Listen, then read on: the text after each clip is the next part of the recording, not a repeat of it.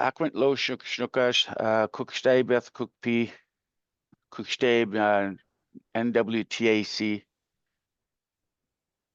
And when Sarah contacted me to potentially reach out to all of you, I was confused. What does Canada's hotspot in the Northwest Territories have anything in common? And that was my first reaction. The second reaction is we're all brothers and sisters sharing this incredible journey called life. We live in this incredible country called Canada. And, I live in a province, you live in a territory, and we're collectively experiencing very similar situations. So that's basically my opening.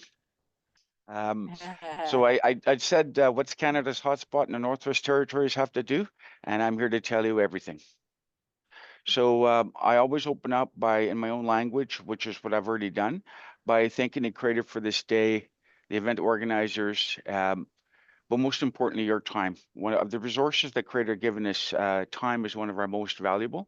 And so when we gather together like this, to me, it's really important because it's when we gather that the most knowledge transfer occurs. In my deck, and Sarah should have a full copy of the deck. It's 49 long. I can't guarantee you will get through it, but we're going to certainly go. You'll see that I've inserted video links, and I hope all of you get a copy of my biography as well as this video links so that you can watch it. So I've always had a dream about our next 1,000 years, and I've predicated that on the last 10,000. Okay. So a climate change transition adaptation plan starts with Canada's First Nations. And the complexity of our First Nations is there's 633 in Canada, 203 in BC alone. And there's no pan-Canadian. It's, each community is determined by its own connection to the land and its relationship to the land. But I will say this, though, that there's some commonalities, and I'm going to take you through some of those commonalities as I understand them. We survived 10,000 years without Ottawa, without our provincial government. Now, I don't know how your Northwest Territories work, but I always poke fun at Ottawa and Victoria. And so I'm assuming that you have a territorial government and, MPs that sit in Ottawa. But I can tell you this, we survived contact, colony, confederation, repatriation, and I'm here to tell you today that Canada's Indigenous peoples will survive climate change. One of the principles that I reference here is in the 2023 AFN video. Again, this is important foreshadowing. First Nations manage land and resources for future generations. That's changed in 1858 when gold was discovered here, where exploitation, extraction for immediate satisfaction of, and what my grandmother used to say, me, now, now, now. So I hope you do take the time to watch those two videos. I want to introduce you to my nation. In Tlacampa, my ancestors weren't that complicated. Just means one of the people who live inside that red map. And there are 69 communities that made up our nation originally. Through forced amalgamation, we're down to 15 communities. Lytton is shown with a blue star. Just to give you some things, so Kamloops is just to my north. We're 2.5 hours up on Highway 1 from Vancouver. And with contact come change. I've alluded to this already. So from Lytton, from the meeting place, Kamchin to Kamchin was the first spelling. Somebody called it the Forks, and then we were named in 1858 Lytton by then Vancouver Island Governor James Douglas, who named us after Sir Edward Bulwer Lytton, the man who coined the phrase, "It was a dark and stormy night." Talk a little bit about the impacts of contact and change. From nation, where Lytton First Nations was moved from that nation-based land and resource use and jurisdictions down to 56 reserves spread over 60 kilometers. And we're still dealing with this issue today, but we are working through it. When I talk about the Tlacampa, I want to introduce you to my grandparents. So this is the only photo I have of them. It's from 1963. That little cherub is not me. It's my brother. Isn't he cute? Just want to give that cheek a squeeze. In 1953, there's my mom, Evelyn, right in the middle. She's 10 years old with my grandmother, Agnes. But when I get into this slide, I want you to have a quick look. I talked about the commonalities. What you do to the land, you do to yourself. Climate change is the impact of human beings' use of land and resources unchecked, unbalanced. So with contact, this issue of managing land resources for future generations was shoved to the side for that me, now, now, now. And I'm not saying it's changed today. You're the Northwest Territories. You've got mineral exploration, you've got oil and gas, you name it. The same things that are destroying us are still continuing. And I'm not saying we can stop it, but we need to figure out a way to work with this. So I'm very famous for some of my words. And so climate change transition, survival and adaptation, the same as climate change transition and adaptation. It's a four-letter word. It's called WORK. Now, for those of you who are not knowledgeable about climate change, I thought I would share with you this. Again, all these links work. I would encourage you to listen to the video that I've put here. This is a 12-year-old speaking in 1992. It's a 7-minute video, and she said, climate change is real. You need to stop doing what you're doing and come up with a better plan. Now, you do the math. 2025 and to 1992. Have we changed? And in many ways, we've made some huge successes, but we haven't formally changed. But for my community, when we gather, we have the elders and the youth, and when the youth speak, we listen. They have insights that are untainted by learned behaviors or, I'm not saying education is important. I'm just saying is youth have the ability to cut to the chase, and I hope you watch that video. Is climate change real? Well, I just thought I'd throw this out here. It's a bit dated now. I guess I could have found a table for 2024 and 2025, but the answer is yes. Absolutely. We have no problem here in Lytton accepting the fact that the world's air, land, and water is warming up at an unprecedented rate. It doesn't matter whether it's natural, it doesn't matter whether it's unprecedented. When you have a rapidly warming air, land, and water, you're going to have changes in your weather patterns, and so there's that uncertainty, but those changes also include extreme weather events, rain, cold. And if you're the north, you're experiencing something. I don't 100% know yet what you're experiencing. So what I'm suggesting here is part of your agenda is that you're going to be talking about programs. So I contacted Canada's ADAPT program and said, hey, look, I need your link. I want to make sure if you haven't accessed it, here is an opportunity to get funding to come up with a volunteer. What are your risks? What are your potential solutions? Right? So if you haven't accessed this grant, have a look at it. Call them, email them. Maybe you have already. So maybe I'm way behind the Northwest Territories, but you're gathering for the next couple of days to talk about climate change, transition, and adaptation impacts. So if you haven't contacted this group, please do. We did, and so we got a November 1st, 2024 climate change report, and everything we knew is now codified, and everything that is occurring is going to get worse. So by 2050, this report says if you don't like today, you probably won't like 2050. So not only do you have to adapt to your immediate environment, you have to have a plan for what's coming. And I like to call that a little bit future proofing. On the left-hand side, I introduce you to 1, 2, 3, 4 years of wildfires and evacuations and all that sort of stuff that has occurred. 2025 to be determined. Let me think. Canada hotspot, heat, wind, rain, drought. I'm pretty sure forest fires are on the event horizon, but we're ready for them now. We weren't ready in 2021, but we're ready for them now. I want to introduce you to another video series that I did back in November of 2021, where I introduced the wolves of climate change, and I've referenced them already of heat, wind, rain, and cold. So these are the things, this is weather, and it's going to get worse. So when a wolf comes, they're natural and your built asset, right? It used to be you just dealing with one, but they travel in packs of 4. So in November, we had the heat, we had the wind, we had the fire, and less than 5 months later, we had one rain event that wiped out every road but one. And we still haven't come up with repair plans for some of these major roads and trails.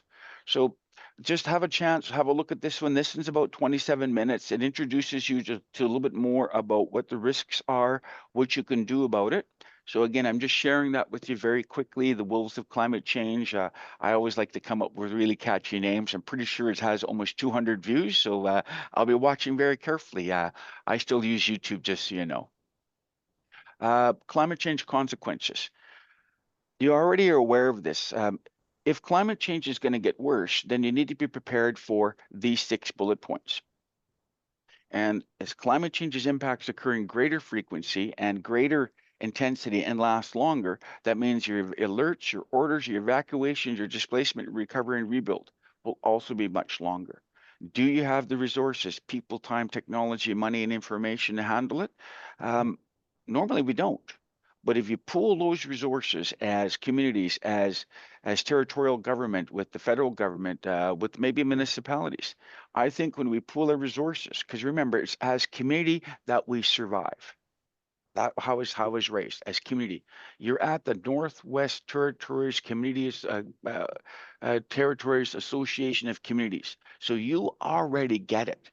Together, you do better. Apart, can't say for sure. So I wanted you to have a look here. So again, climate change is real, right? This is what your risks are. That this is the consequences. And when I say on this deck, unprecedented but not unexpected, my community, my nation has known since 1992 what was coming. We just didn't think we would be the first. At 4:58, my wife, standing on the right in the right with a hand in the air, texted me. July 1st was Canada Day. It's also her birthday. She said, "Grand poo poo," which is code word for me to come home. There's somebody who needs a diaper changing. Uh, So I started shutting down the office at 5 o'clock. She texted me. She said she just got a call. Lytton was on fire. At 5:02, our house was on fire. And I lost contact with her. So I got into my vehicle. I found him on the side of the road. The three of the grandchildren were naked.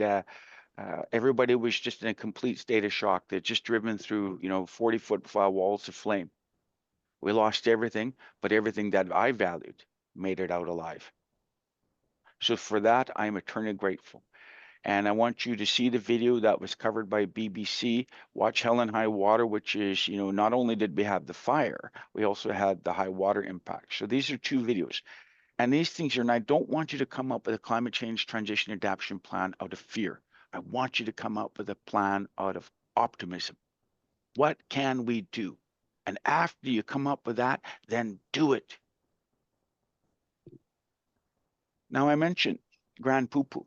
I have 17 grandchildren, and I will drop anything I'm doing, with the exception of this virtual presentation, to change diapers. Those little guys and gals grow up really fast, and I have a chance to be part of their lives until, they basically tell grandpa that he's too kooky and they're going to move out.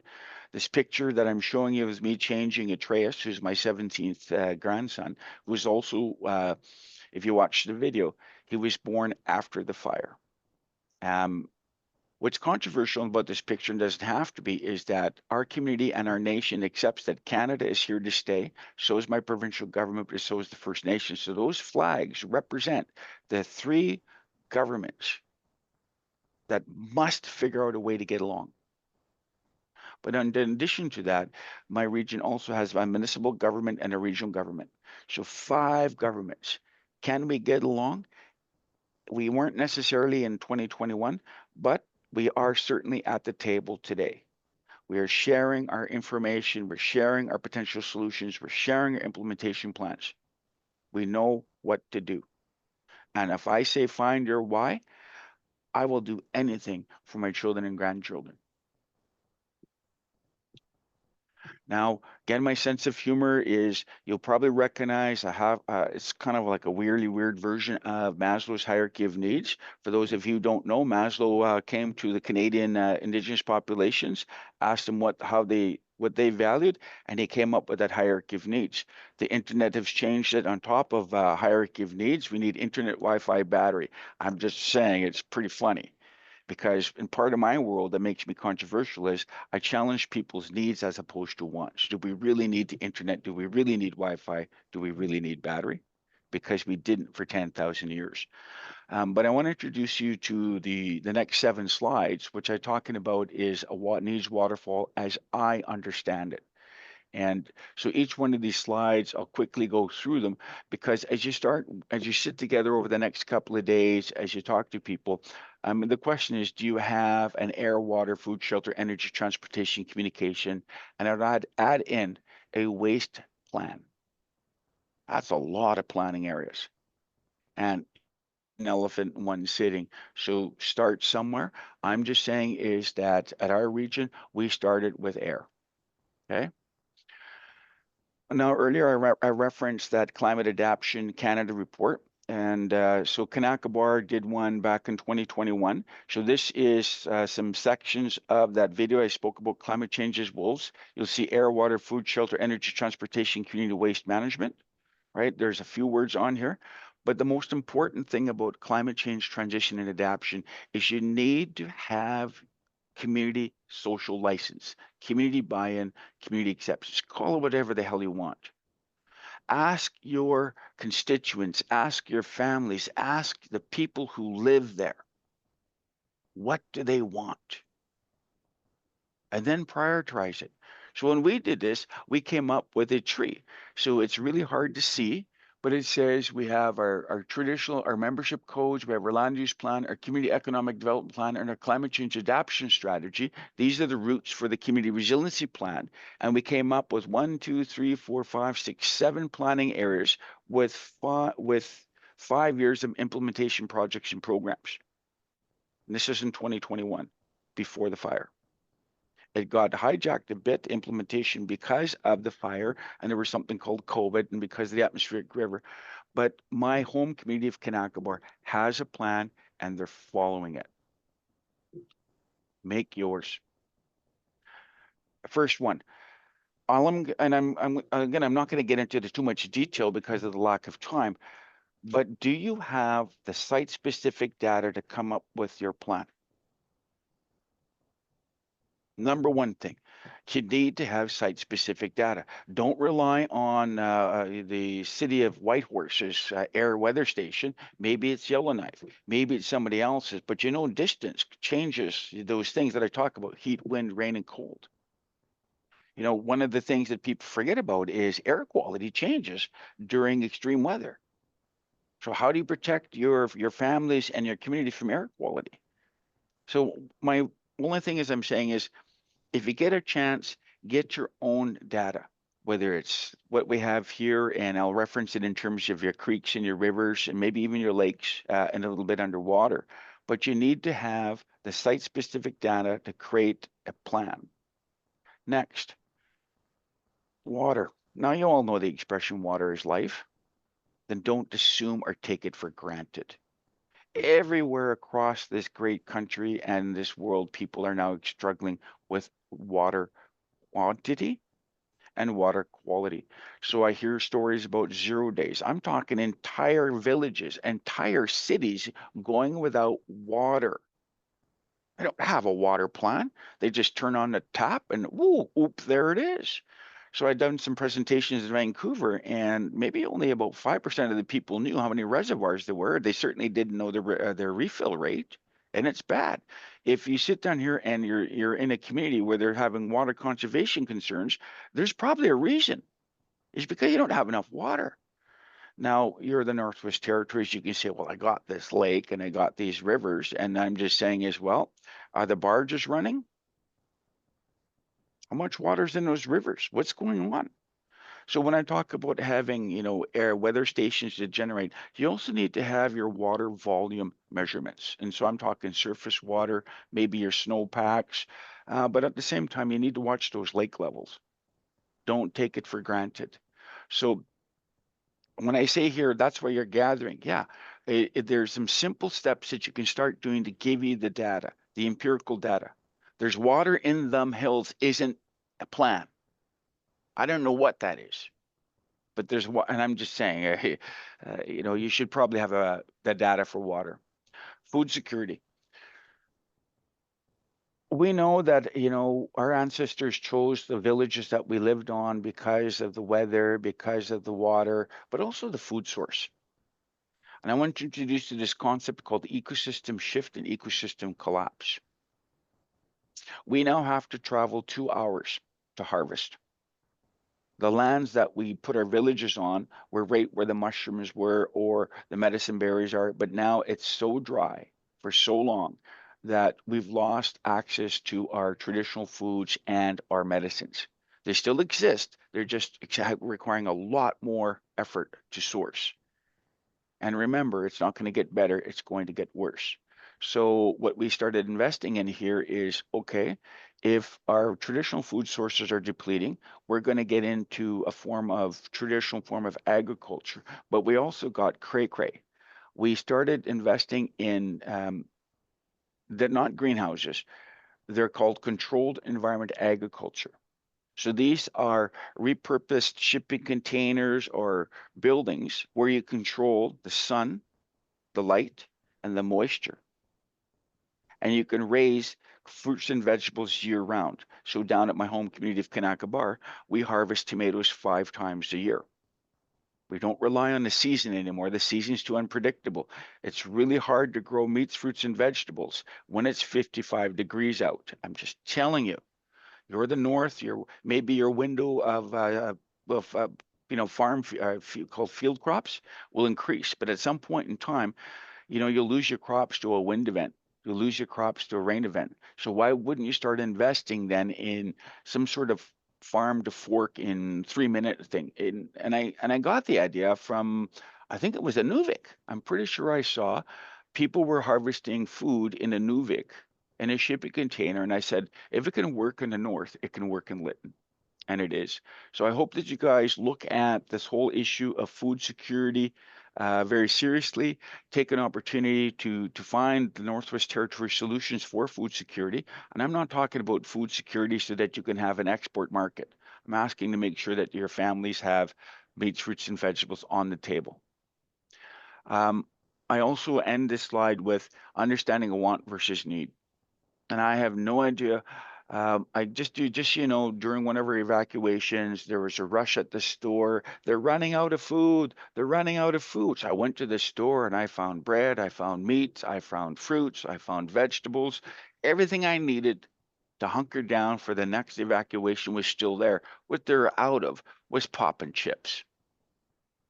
I'm just saying, it's one thing to empower people, it's another thing to enable people, but there's another thing too, is that we make sure that the essentials you need are available. But if you need a pop or chip or a chocolate bar, um, good luck with that. Shelter. Well, obviously, I sit down there and I've never been to Yellowknife, and I had a quick look and I saw something called Old Town. And I saw, in theory, shelter units that, well, were built for yesterday. They sure in the heck aren't built for today's environment, and they're not going to handle the next uh, bad event. When I looked at your Great Lake, this amazing lake, and I saw your landmass, I wanted to tell you about something called a derecho. And a derecho is the Spanish word for straight wind. When your landmass heats up too fast and your water doesn't, a wind comes off. And it's basically hurricane and tornado level winds without the spin. They don't last long. So in 5 minutes. So how then do you build resiliency and resistance to your shelter units? The solutions do exist, but it does require that 4 letter word, and it also requires this. So, pool those resources, start targeting the infrastructure and the buildings that you need, because you can't do them all at once. It's just too hard, but you need to prioritize. Um, Now, I make a joke about if you've now established air, water, food, shelter, sustainability, and resiliency, would you move to the north? Now, I put an article about Duluth, Minnesota here because they didn't do jack diddly, but they advertised them as climate proof Duluth, and everybody moved there. So be careful if you promote a resilient Northwest Territories too much. There may be a lot of people wanting to move there, and that may be a good thing, that may be a bad thing, but I'll leave that up to you guys. So at Kanakabar, we asked after the fire for a quick run and dirty. So we put together a video saying, this is how you renovate, this is how you build new builds. And I hope you take the time to have a look at that. Energy. I know that you have some stuff on your agenda about energy. I know that my home community of Kanakabar has, I think, 17 solar projects, 2 wind towers, I think 3 small hydro, and we're good connected, but when the grid goes down, we don't lose community power. So I don't know how Northwest Territory works, but I'm saying here is that we have a crown corporation called BC Hydro that supplies electricity, who's also experiencing a lot of downtime.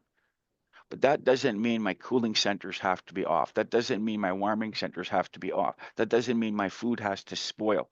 So self-generation becomes critical because not only does it power your critical infrastructure and your essential services, I'm just saying is if you're able to charge your cell phone and access Facebook, it goes a long way to keeping people happy. So climate change isn't about physical, it's also mental, emotional, spiritual. So energy becomes an integral part of your climate change transition and adaptation plan. And I know that you have the resources, wind, water, sun, biomass. So you can come up with a very robust renewable energy strategy in my view, and I hope you do. Transportation. I referenced earlier about the barges. I don't know about you guys, but I grew up for 20 years. If I wanted to go to town, I walked. My grandparents, they had a horse. They didn't ride the horse, they walked the horse. As far as I know, that mode of transportation still exists. So when the roads were closed, I still walked around. But people were all panicky because they couldn't get their F-350 from point A to point B. I'm going, but where were you going? So I've got some challenges, but transportation is kind of critical because in an emergency, you have evacuation away. And after the emergency has alleviated, you still need to be able to return.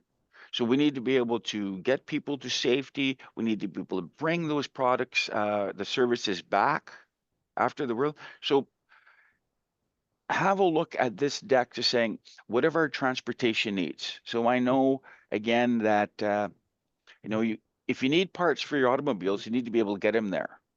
And that's what I say. So I know that there's a road from Edmonton to Yellowknife. I just don't know if it's condition and how often it's down. I know that it's the extreme weather also shuts down your other forms of transportation. Remember, I said earlier, if you start looking at it, it's not going to get better, it's going to get worse.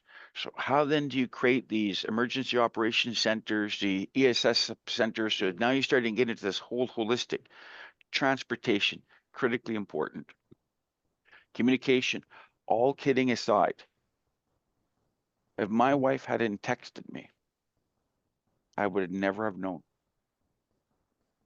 So don't take your communications for granted either. I know that cell service is not the best, internet is not the best. I know that at Kanaka Bar, once I learned that we were dependent on Bitellis and others for the thing, we brought in our own, we call it a cow, a cellular on wheels. So we put up a cell tower at our community that only covers 5 kilometers, but during every other thing, we still have community communications. So with that cell tower, we're able to power our Wi-Fi. So if everybody else is down, we're still a communications hub for a community. You need to be able to talk to each other. One thing that we're starting to see here is family are evacuating. They need to know where everybody is. And I'm not going to challenge that want versus needs. When you're in a stressful situation, you kind of want to know.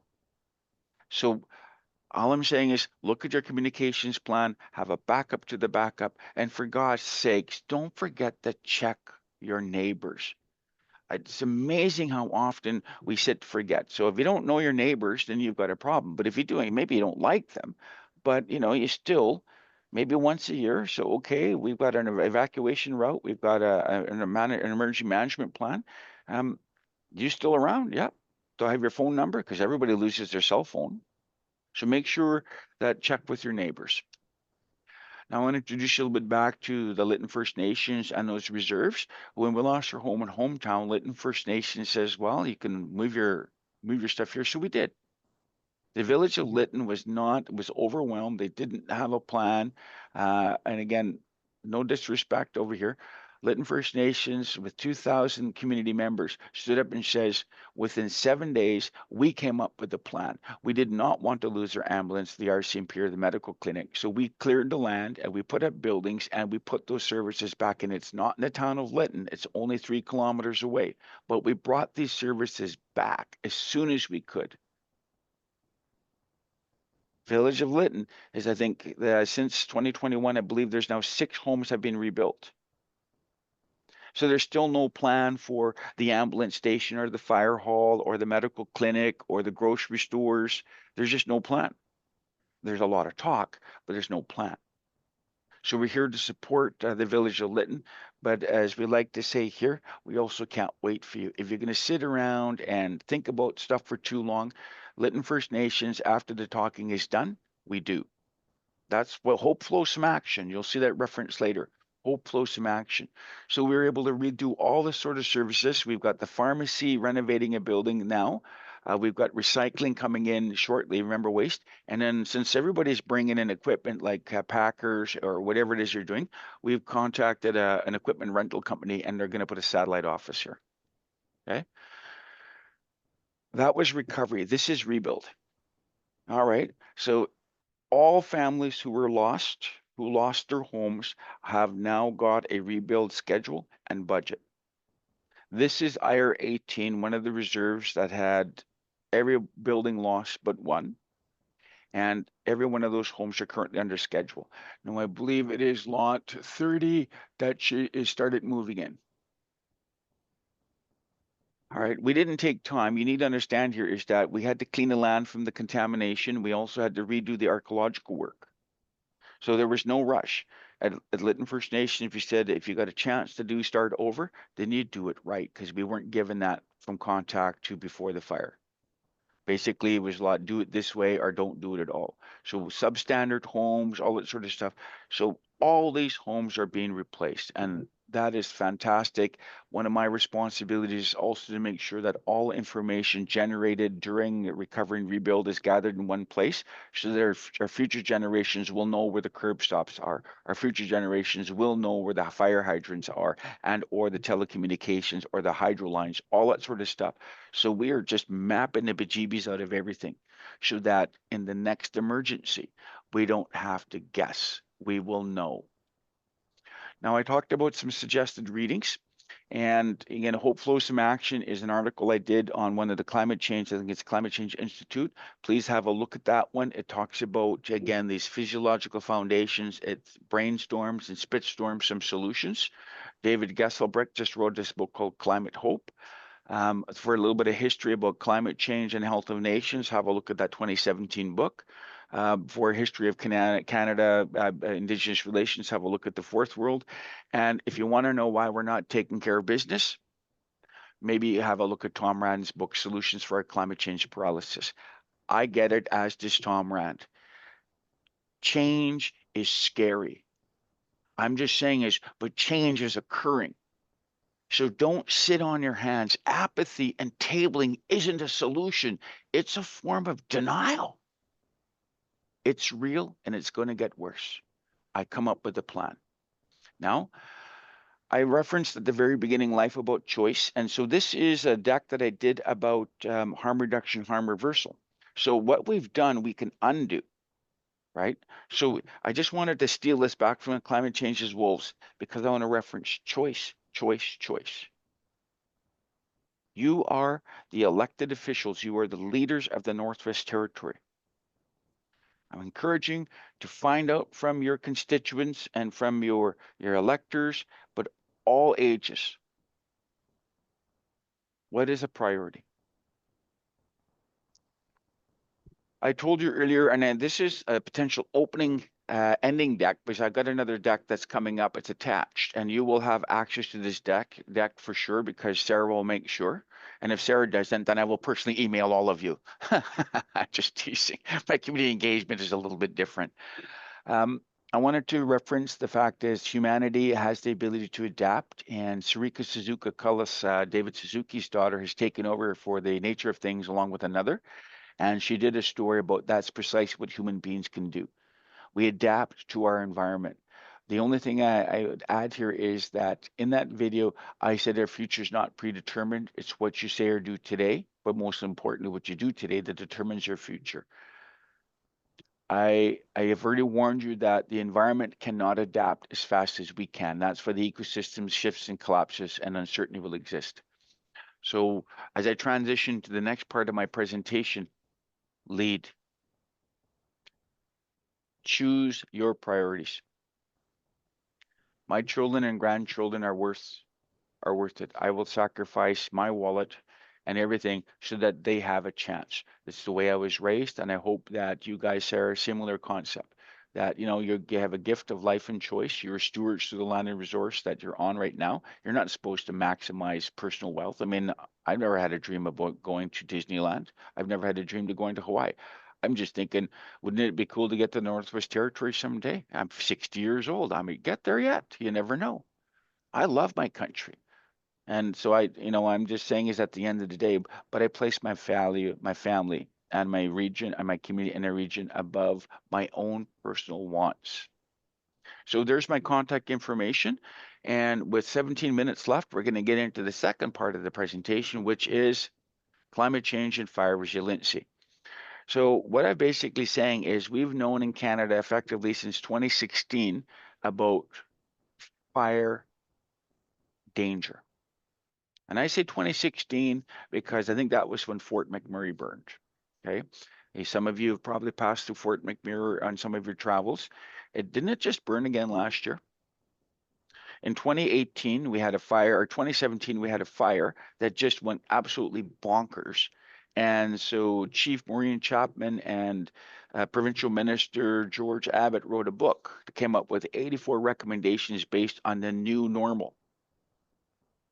Just letting you know, 84 recommendations. You should probably Google it to find out how many were actually followed through by my provincial government.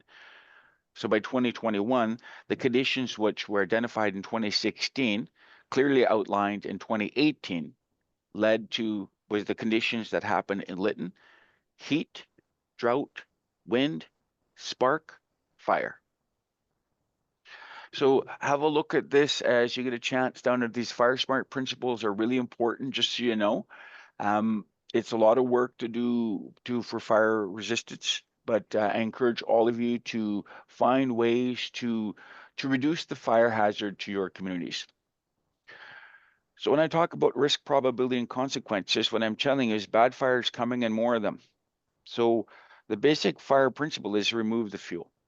In terms of that, the fire triangle, oxygen, heat, fuel, there's not a lot we can do about external temperatures, not a lot we can do about oxygen, but there is something we can do about the fuel. Fire travels in three ways: through direct flame, through spark, and through radiant heat. But you don't have to worry about it if there's no fuel. You can't eliminate the fuel, but as I like to tell people, I can fight a ground fire. I can't fight a crown fire or a fire inferno like that happened in Lytton. Too much, too fast, overwhelmed everybody, run away. So in bullet point number 2, I'm going to introduce you to very quickly, given the time frame, and unless Sarah gives me the thumbs up to steal some of your nutritional break, I'm going to say there are implementation areas in 4 areas: watershed, proximal, renovations, and new build. And I hope you guys take the time to have a look at this deck. And by all means, I've given you my email. I have a saying: don't be afraid to. The only bad question is the one that you didn't ask. And we may not have a lot of time for questions today, but if you email me, I will provide you with an answer. So I already told you about frequency, duration, intensity. So have a look at this deck just to see what I've said here. It's a new fire. This is Kelowna burning again. I believe Kelowna burnt in 2015. This is Kelowna last year. Okay.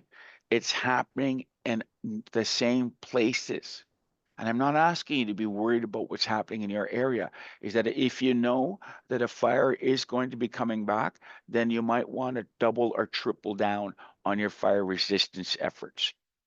Again, the caution I always say here is you cannot eliminate the risk. What you can do is reduce the impacts. Remember those 6 things? You don't have to. If you sit down here and have removed the fuel and you evacuate for a precautionary purpose, you have a pretty good idea that your home, your hometown, the critical infrastructure, and even the services that you rely on will still be there. You can evacuate for precautionary purposes. So I'm just letting you know is that be very careful when you talk to your community. Be honest. Let them know that you're not advancing out of fear. You're advancing as with a plan. So I took a picture here of some work that we're doing. This is the temporary store that Lytton First Nation set up. And so this is our first year of efforts, and it still had a high fire risk for the store. Well, and you'll see another later. So, but what it does here is have a look at this presentation. This is what the risk is again, if you leave the fuel up, it's coming, remove the fuel. Okay. So how do you remove the fuels? Now I know in the north they're creating daylighting areas. Maybe they're creating, and I don't know how big your swath is and how your professionals are doing, but you're basically saying, let's move a tree, let's create a path of gray area. And I was teasing Sarah. I said, and the problem with regen is that when you remove the large trees, something grows underneath. And so Kanakabar, my home community, is invested in goats who basically keep the small growth. So these fire berms, we'll call them, are basically manicured once a year, and we can do it through low intensity burns and or weed whacking or lawnmowers. I'm just saying is if you got goats, use them. Prescribed burns, you can also burn your watersheds. There's cultural burns, which we had done for 10,000 years, which is in order to stop the risk of these huge fire infernos, we would remove the fuel by using fire. So there's that concept of good fire, bad fire. I don't know. Oh, yeah, there it is. People seriously don't start a fire, then leave. How many people are saying, oh, I'm going to start a fire, and I don't know, maybe they want to go Netflix binge, or there's a Four Nations hockey game or something like that on, and then they look out the window and the fire gets away. Trust me when I say it's a lot drier out there today than it used to be. So if you start a fire, make sure it's out when you leave, because they do have a tendency to flare up in these winds. Watershed fuel reduction works. There's some incredible mapping tools out there. So what we have here then is, if I'm not mistaken, these are the fire perimeters that have hammered us. But you'll see here by removing the fuel from the area, it wasn't getting into the community. 2021 was unique because the fire started below the town. But normally we would treat around our vicinity of our communities, and when fires would come, it would go around it. And that's important. You can't stop the fire, but maybe you can divert it.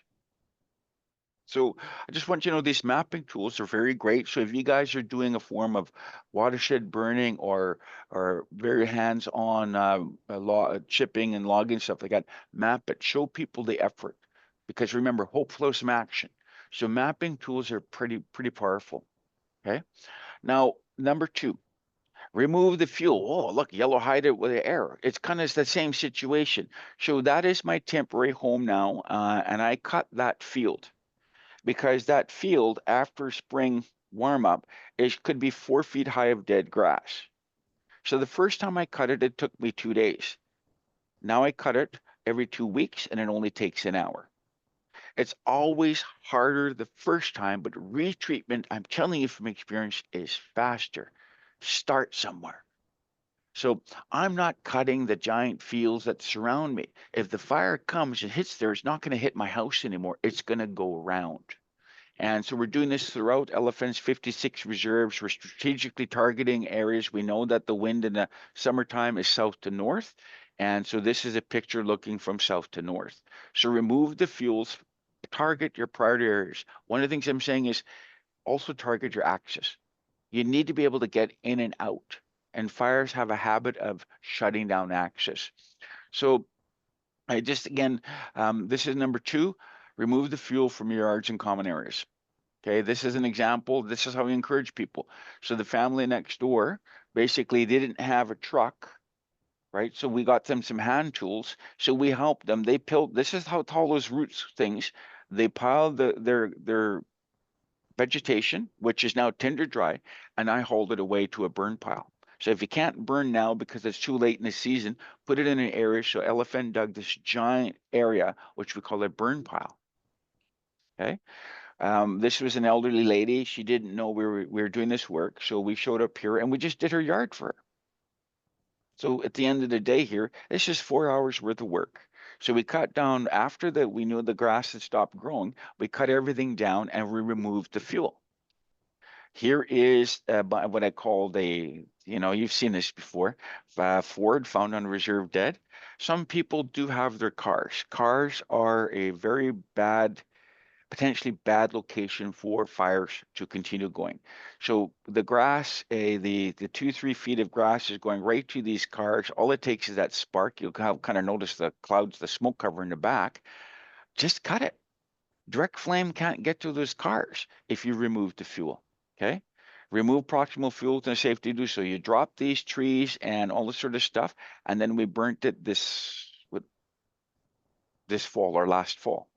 So at the end of the day, you can't do it all. You just keep picking away because once you remove this fuel, it's not coming back. The grass will, but you can remove the larger fuels. Okay. Remember that area I've talked about now? The chances of heat, a direct flame, spark, or radiant heat is now much minimized. The store is probably got the best chance of surviving the next fire. And I'm not going to take those big trees out. Those big trees, when you're in Canada's hotspot, provide shade. What you do is just stop the flames from getting into those trees. All right. This always gets a chuckle from people here. And I told you that we Lytton First Nations, like so many First Nations in Canada, got the short end of the stick when it comes to adequate housing. When I say adequate housing, not only were we given insufficient housing, we were given shit homes. And these homes are extremely vulnerable to weather, let alone extreme weather and the catastrophes that follow. So what we want to do is we're trying to do everything we can in terms of bring in the homes. 193 homes survived the fire, so we're bringing them. So we've got 11 homes now completed with another 40 slated for next summer. So what we're doing is the basics that come from Fire Smart principles: metal roofs, proper soffits, and we can't do everybody. But certainly because owners and tenants, they're sitting and going, oh, why is Elephant doing that? Because it's a community asset. Well, you're going to do it for me. Well, no, you're an owner. You're the person responsible for your family as safety and the home is you as the owner, isn't it? I can certainly help you, but I'm not going to sit down here and watch you sit on your porch while I change the vinyl siding off your house and put a party board. Effort is required. Remember, WORK. So empowering is really important as opposed to enabling. Show people the solutions, lead by dealing solutions. And to quote one of our band members, if you knew what to do and chose not to do it, it will suck to be you. And we're talking from experience here. Those people who put in effort have a better chance of riding out the storm. Those people have not, and I'm not victim blaming. I don't know why people aren't doing the things they needed to do. So have these good conversations, have strong conversations, lead by example. Remember, hope flows from action. Okay. This is one of the buildings that survived the fire. It's because they cut, and am I honestly, it's because they cut their grass every Sunday. It was church property. And the parishioners protected it it wasn't their intention, but it was protected from direct spark and radiant heat. So, as church property, this property was maintained by the parishioners, and as a result, it survived the fire when nothing else really did. Okay. I want to introduce you to a guy who had purchased a house built in 1920. He did some quick renovations, and this is the Hawaiian fire. Again, have a look at that story. So even if you have really older, antiquated stuff, simple things exist. Yeah, it may come with this, but it's not as much as you think it is. But you also have the North, which is transportation and supply chain challenges. But it doesn't mean you couldn't pool resources. And certainly you have people at Ottawa who be saying, look, the North needs your supports too. So I wanted to give you a story about a man who and a woman who purchased some property. They made some simple renovations, and now they have extreme survivor. What do they call it? Survivor's remorse.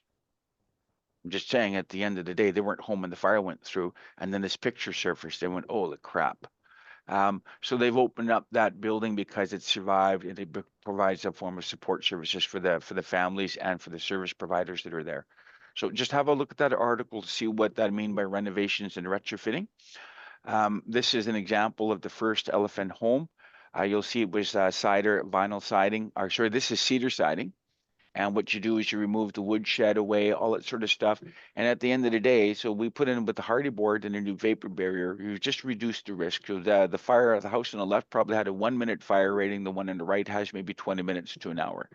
And at the end of the day, but if you remove the fuel, what you're trying to do is make sure that this family has an opportunity to leave if they choose to do so. But if they do leave, that home will still be there when they get back. Okay. New buildings. I don't know how many times I need to say this. So why are you building out of wood? Alternatives exist. Watch the video. So I spent 3 hours on a virtual meeting yesterday with a company out of Europe who've had a fireproof building material since 1920, and they're just as poleaxed as the rest of us. Why Canada's not using fireproof building materials? I'm just right. You need to sit down here, and if those people want, I will send you the websites for the two Canadian companies that invest in it, and you need to talk to your federal minister. For Christ's sake, they just renovated. What did they do? They just amended the National Building Code to allow for mass timber. I call it, if your 2x6 offends thee, use more. So my bloody country is telling us to build with more lumber. But I live in a region that has just had its entire watersheds burnt. So we went out and found this product called AAC, and we're going to start using that. And again, a minimum for fire rating. It's cost neutral. I mean, it costs the same as the stick built. Why won't you use it? Because you're not aware of it. So as we continue to advance this down with the new buildings and stuff like this, the new community centers, because remember, these community centers are your muster points. It's where you go. So taking that whole holistic area, if you're going to put in and prioritize, you need to prioritize where do you go when the event happens. Well, the problem is you want to make sure you're building infrastructure that's still going to be there and assets that are still going to be there during the event. Okay, so there's the blocks of AAC. I went down to Washington State and picked up a few. They do use it there. And I just wanted you guys to see is that that's what it looks like. It weighs about 40 pounds. It's lighter than anything I'm doing, and we'll be rebuilding many of the homes here in Lytton First Nations with it. And we've got the price quotes. We've got the other, what they called MCDA. So continue to follow the Lytton story. And again, I encourage you to reach out to me because at the end of the day, we don't need miracle homes. I would say we don't need miracle communities. We need planned fire resistance. So that is the end at 9 o'clock. And sorry for losing 8 minutes for because I don't really mean tech don't get along. So Sarah, I'm gonna end it there, and I don't know if there's any immediate questions. It is you're moving into to break. Yes. So where would Yeah, you like to go thank from here? you so much, Patrick. Yay.